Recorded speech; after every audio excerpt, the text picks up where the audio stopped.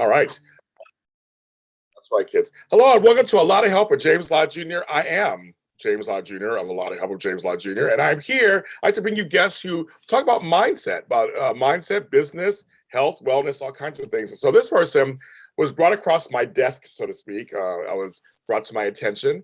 He was kind enough to send me his book, and I actually read it, folks. I read it from cover to cover. I liked it. It's easy to read. I've written a book about entrepreneurship also, and he talks about all kinds of stuff. Like he talks about literally what has happened in his life that has led to the road of 20 million. So he is in a part of the world that I like, and actually we're going to talk about that in Iowa. And he has over 20 years of experience. He's with Remax Concepts. He is a broker and owner from Polk City, Iowa, and he's author of Road to 20. I'm going to show this, folks. Road to 20 million. Help me welcome Mr. Shane Torres. Hi, Shane. Hi, thanks for having me.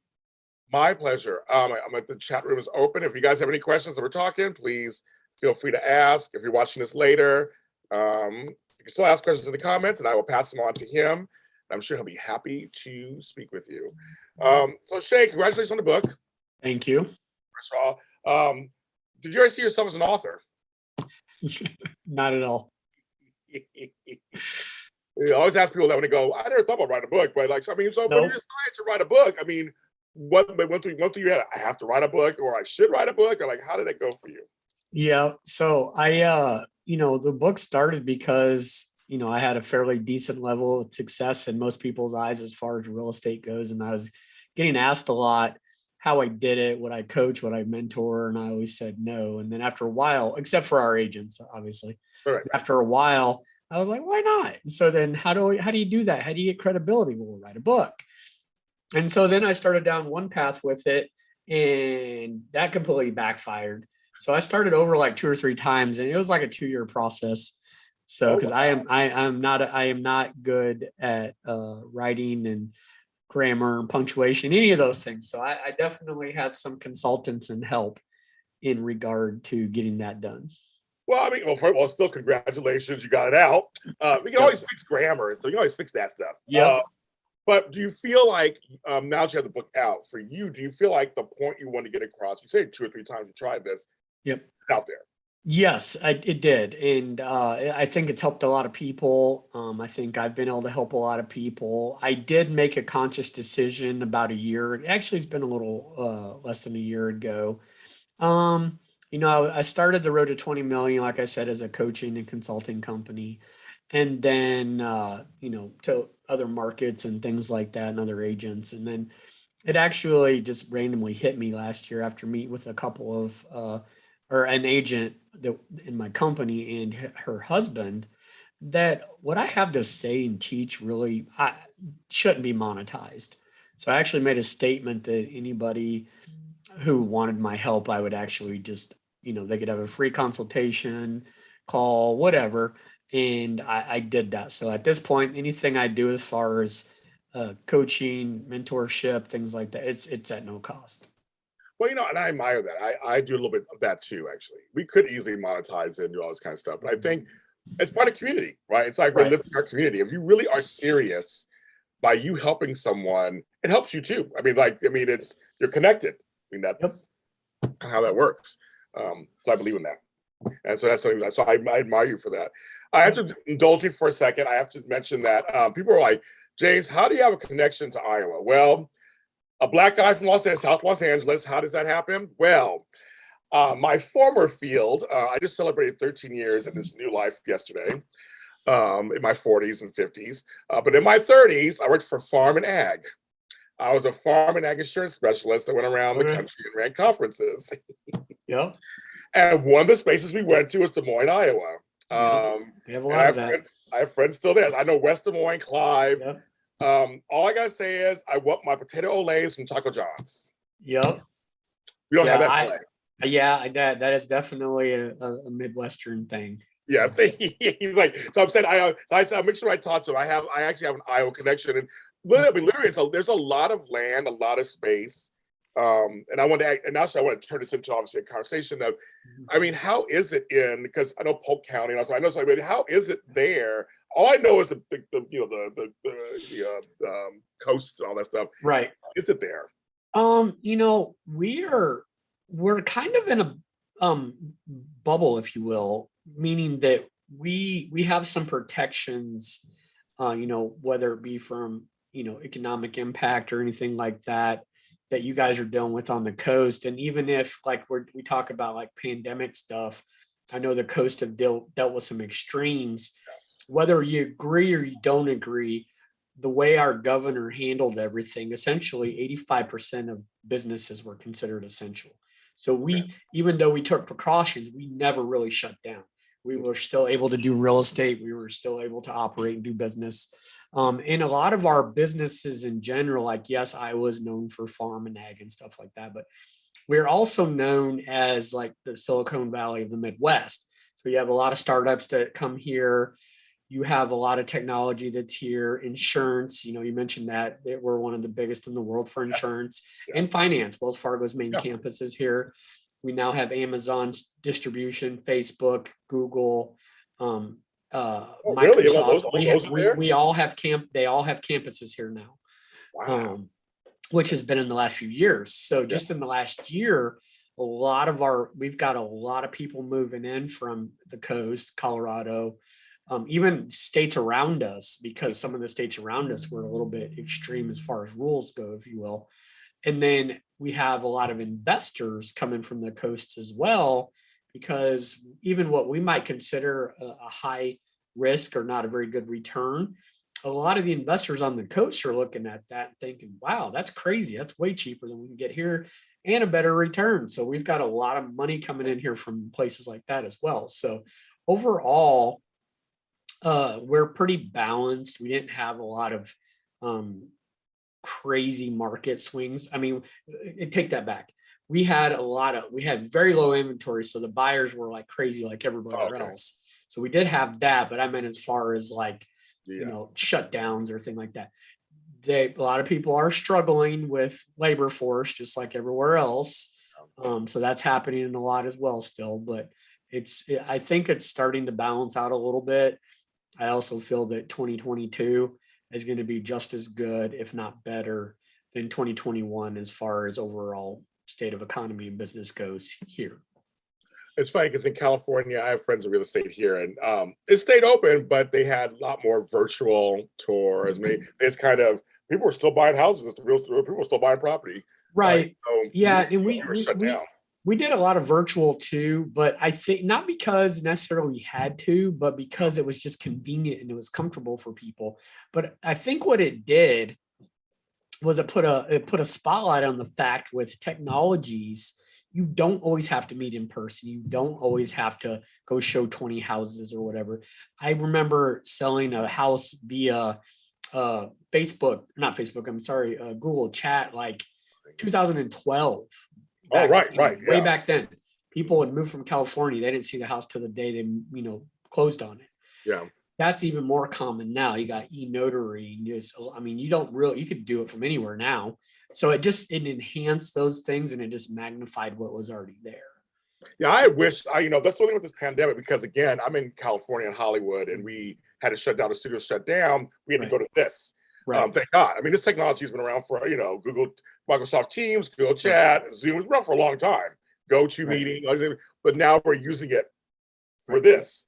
And the company who's great would actually kind of adapt it as part of their, your whole thing, adapt it as part of your procedure. Because I'm telling you, I wish back in the day when I was looking for properties and site inspections for other states, and I had a virtual option. There was no virtual back in the 2000s, right. But I wish we had that option. I go, I want to see the Clarion Hotel and whatever. I want to see it from here, and I can actually do the site inspection. Yep. So it did. I felt that's what came out of it. That's a good thing, right? It's a good thing. Yep. All right. So now I want to go. Okay. So I want to now switch gears a little bit. I want to talk about the low moments, because you mentioned your stuff in here. I mean, literally, your book is a step-by-step kind of guide of what happened, anecdotes, and then also action, which I like. Yep. Like, it's not just telling your story and we're all boohoo and that's it. It's like people want to know what's what. So let's just say first, when you describe the book, what is the short answer when you describe your book? It's so the first half is a wealth of like what I did wrong and what I learned from it. And the second half is how I built up to get back even beyond where I was before within a short period of time. The systems and applications. Yes, you actually give people steps, which I like. Yeah, so yeah, it's a two-part thing. Yeah, they want to know how to do this. So Right. Back to having low moments. Was there anything in the book you were like, should I put that in there? Should I not put that in there? Was there any time you're just like, no? No, there's things now I'm like, man, I should have put that in there. Oh. But no, I from that point on, even prior to that, I talked about it all the time. But no, there's nothing that I regret putting in there. Good. Okay. And folks, there's nothing like really seriously, crazy in there, but it's just stories. So because now you talk about the low moments. One of the questions I want to ask you is, when you look back now, you've been in business for a while.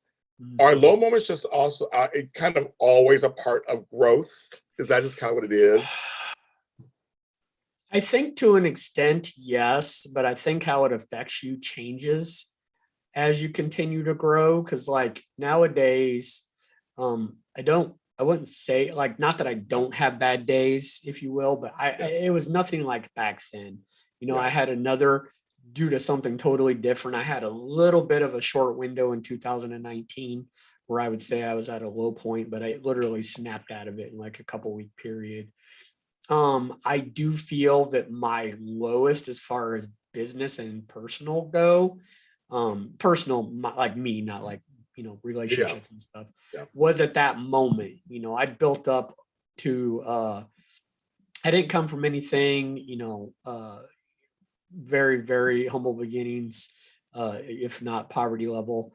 And I built up to a certain level. So my ego and my pride was attached to those things, those material things, and that credit score.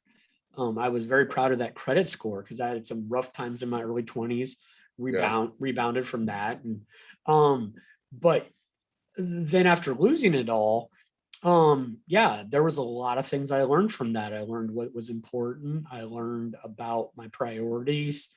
I had them all messed up before.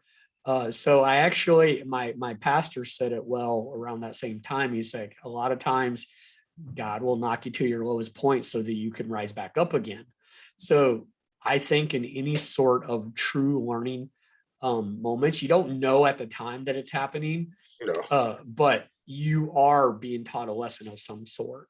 So I do think that is relevant. I do agree with that. I've had low moments too. I had moments that I was out of business, kind of stuff. We're talking about some of your things you talk about in your book, but I just know that it's later I go back, okay, that's what that taught me. It actually taught me how not to do something, or brought something to my attention. Like, I should pay more attention to this next time, right? Right. Well, and that's exactly what I say is I'm a wealth of what not to do.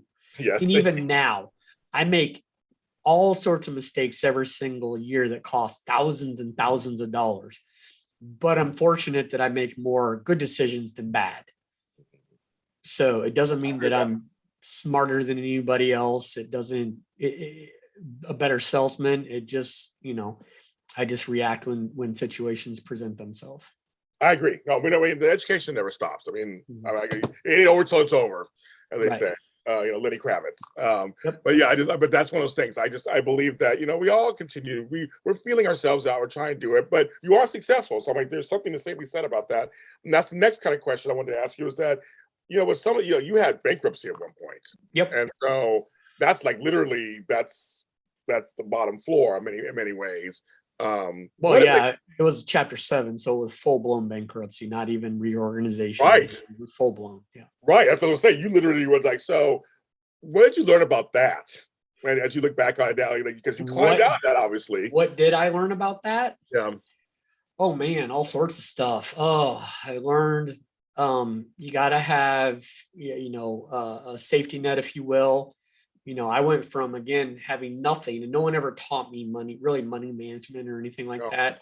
So I went from having nothing in my early 20s and really growing up with nothing to having this large company, and all this money was happening, and I was able to do things, and everybody was riding high on the world, not thinking it was going to end. And then 2009 hit, and it just all came to a screeching halt. money wasn't flowing anymore. I hadn't saved. I spent basically everything because I was doing stupid stuff like ordering $100,000 in brand new trucks and Oh my just, God. just all sorts of dumb stuff. Yes.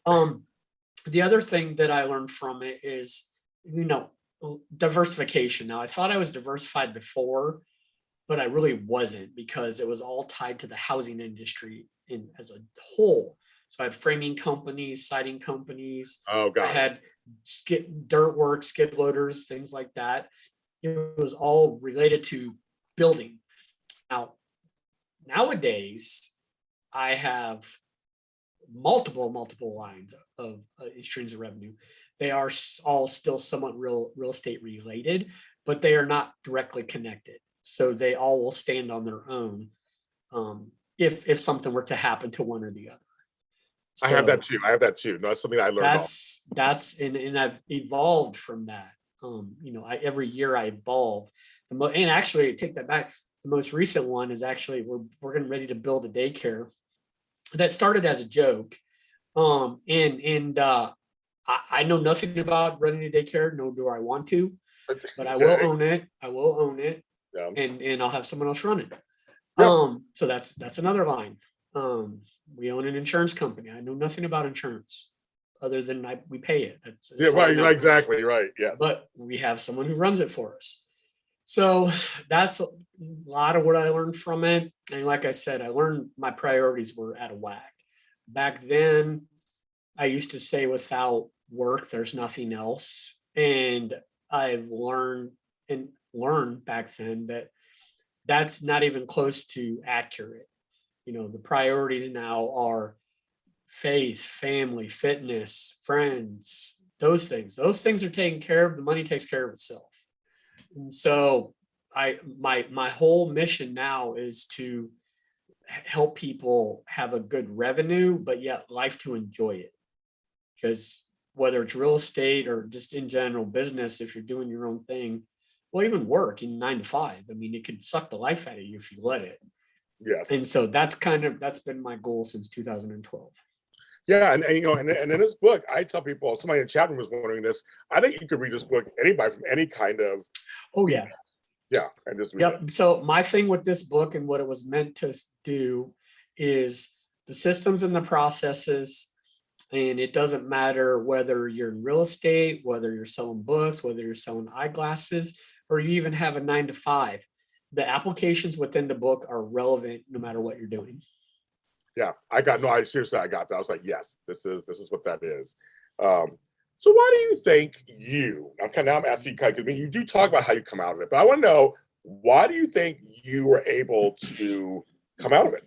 It's funny you asked this question because I just had this conversation, not specifically this conversation, but the reasons why this morning with my team. Oh, okay. My real estate team. Okay. And it comes down to two things. Okay. Discipline and consistency. Okay. That's it. I did figure it out, and I'll go on record. I never set out to be where I am right now. I've adapted and evolved along the way.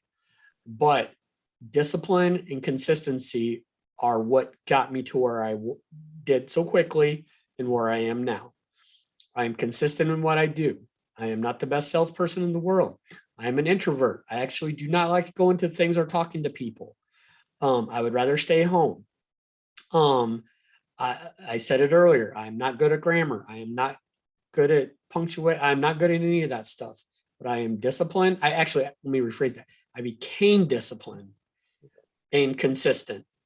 And at that point, I just outworked everybody.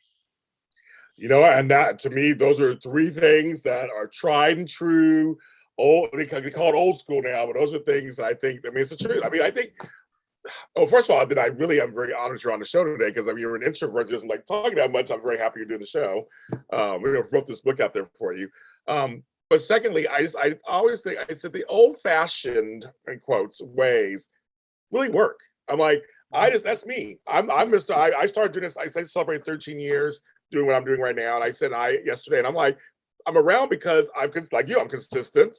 And I'll work with everybody. I keep working. I'm out there pushing my wares and making content. And and I just keep going forward. I'm just like, I'm all the time putting something out there, which is what you're doing Right. all the time in the world, doing what you're doing. Right. And Well, it's work. and I'll add one thing to that. In the very beginning, in 2009, in middle of 2009, as I started down the fitness journey again, because I wasn't working. I didn't really have anything else to do. Um, Yeah. I made the conscious decision that I was going to do my very best to get out of the mess that I was in with the bankruptcy, the IRS judgments, the lawsuits, and all that. And even if I didn't succeed, if I could look back and say I tried, I'd be okay with that. And that's just kind of the way I roll with things. I like that. See, I like that. I'm the same. I'm similar. I'm just like, good. I mean, you gotta try. I mean, that's the thing. A closed mouth doesn't get fed. Nothing happens if you do nothing. All those Well, things, right? and it doesn't happen overnight. The Oh, thing is all this stuff that I've built, like I built a lot, businesses and stuff like that since 2012. But those two main things I was just referring to, the IRS debt and the lawsuit from the banks, and a lot of it was ego. I'll go on record as saying that I just settled that stuff in 2020. I believe it. I believe it. Yeah. I So believe almost 10 years later, I was all paid off and settled, Yeah. which again, I've had a decent level of success in the time frame. So I could have paid it off a long time ago. That's where the ego comes in. Yes. And so I Oh, finally screw that. I'll did. take my time. Yeah, exactly. Right. I finally did it, and primarily so I could refinance my house and capture those Oh, there good you go. interest rates in 2020. Yes. So We did at our house too, and my mortgage is very low, folks, in Los Yeah. Angeles. I don't want to scare. I don't want people to get mad at me. They're gonna be mad when they find out. People find out how much my mortgage is in Los Angeles. I got a huge house. Right. I'm like, haha. Yes, but no, but I know ego does get in the way a lot of times for stuff. I do understand that also. But I see why, but that's good. But also, what else is there? Anything else about you think, or is it not anything about you that you were able to say, I'm going to come out of this bankruptcy, I'm going to handle my business and try to grow?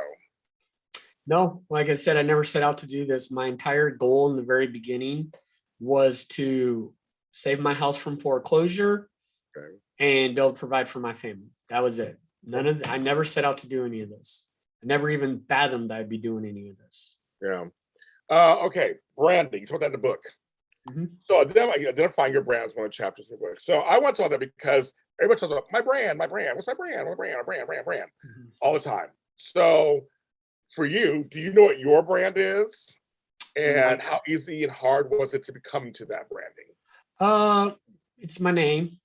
My name associated with any of those things that I just referred to. I've got my name, and since then built up a reputation of my word. Is if I say something, I do it. In the very beginning, I would say is a little bit of a challenge, but just because I had this mindset that I didn't have any friends anymore. I didn't, no one would trust me because I just went through this bankruptcy and lost this business, right? And don't get me wrong, there were a few people that were financially impacted by that. But it hit me one day. I was like, for every one person that doesn't like me, there's 10,000 that don't know me within the central Iowa market. Right. And once I got to that approach, I just did my thing. I built up a reputation and I did well for my clients. I got good reviews, I got good feedback, and I just kept parlaying that into more and more business to the point, people started to notice. See, I like that. I like that. It's just like, and that's something I always think about when it comes to my business here. It's like, there are folks who don't know who I am.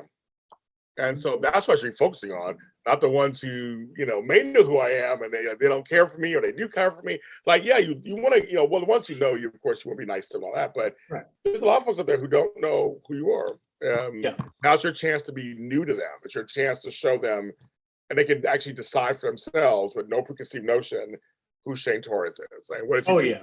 next, that kind of stuff. Yeah. Yeah. And there's a lot of preconceived notions, especially from when I was actively selling, I was mean, I was, direct, I was rude, I was all these things. But I'm to the point, and some people find that offensive. But those who really truly get to know me realize that that's just the way that I am in business. I'm not that way in day to day. So, Yeah. There's a question in the chat room. okay. Wants to know, are you affiliated with any charities? Y- yes, we actually own our own nonprofit organization. And I say own, we run. So we have our own nonprofit organization. So we actually have an affiliation through that. It's called Concepts Cares, and we give to all sorts of things, Habitat for Humanity. There's local organizations called the Yes Shelter, and that's where kids are like in transition, that maybe they're not in foster yet, but they don't have a home yet. And we give a lot to that. Food banks. There's the Children's Miracle Network that we do stuff with through Remax. Obviously church organizations. There's a lot of one-offs in between. I'm not on the board, but our board for our nonprofit gets requests weekly, house fires. One of our agents, daughter just had a major medical issue that they assisted with. The list goes on and on. So yeah. So there you go. And well, also you mentioned faith several times, and I'm just curious for you. Faith is a big part of why I think I'm successful. How important is faith to you and your success, you think? Very important. I honestly feel that if I wasn't strong in faith, I wouldn't have made it through what I went through. And I say we, my wife, my family was there as well. Yeah. A lot of the things that we went through, I saw tear marriages apart. Yeah, sure. And it actually made us stronger. It sounds funny because we didn't have any money, but we tithed more. And, we had a third kid in the middle of all that, which, wasn't planned for. Yeah. But you can't go through a lot of stuff like that without being really strong in faith. Yeah, no, I agree. I totally agree with that. I totally agree with that.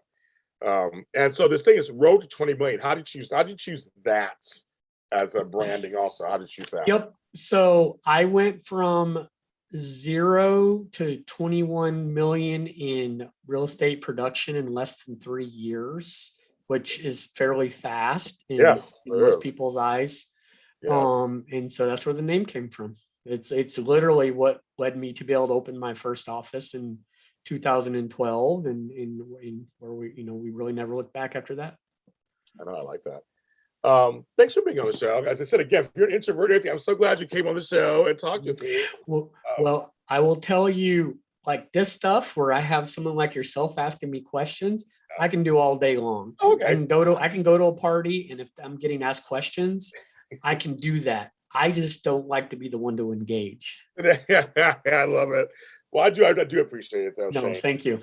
And you're welcome back on the show anytime. And we're following you now. I'm gonna follow you and see what's going on. All right. This book is Road to 20 Million. Shane Torres is his name. I'll put it below. Where can I get this book? I just say it out loud. I'm gonna put it Amazon.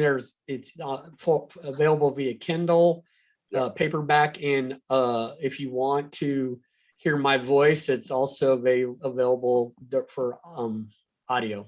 Yes, there you go. So we're going to go ahead and check. I'll put the stuff in the links below. Thank you for asking the questions of people in the chat room who are watching. Thank you for hoping you learned a little something. Again, I think this book is good for anybody wanting to learn about just how to come out of and get success and come out because it literally is an action-oriented book, and that's something that I really enjoyed. Not just stories, which are great too, but also tangible things that you can try for yourself and see if they work for you too. That's what really interesting. Very good. Yep. I'm James Lott Jr. My website is alottahelp.com. I'm a certified life coach in 5 areas. Also a professional organizer. And of course, this is JLJ Media. I do this every day also. You can follow me here too. Subscribe. If anybody needs to know about him and what's going on here, please pass this on to anybody. And again, any questions, if you're watching this or listening, comment below. I'll pass them on to him. And all my folks in Iowa, I miss you guys. I haven't been in a few years. And one day I'm there, I have to come see you, and we'll have lunch or something, because I do go through there sometimes. Absolutely. So I'll do that. Everybody have a great day and Happy New Year.